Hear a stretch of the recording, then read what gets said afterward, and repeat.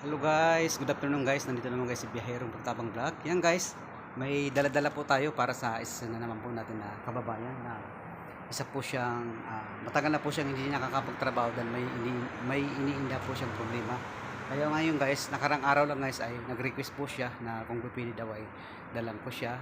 Nanghihingi po siya ng kahit po ng food assistance. So wala naman po problema sa atin dahil kung mayroon tayo, bakit hindi po natin pagbigyan dahil alam naman po natin na yun po yung ating mga ginagawa, yung makatulong po sa ating kapwa, mapalahi man o hindi. Kaya ito guys yung mga pinamili po natin. Yan, mga prutas, gulay, at saka tubig, at saka may bigas pa po tayo. Kahit sa ganito lang guys ay malaking bagay na rin po ito para maibigay po natin sa isang kababayan po natin na Pilipina na nangangailangan. Tara guys, samahan nyo ako guys, papaalis na po tayo.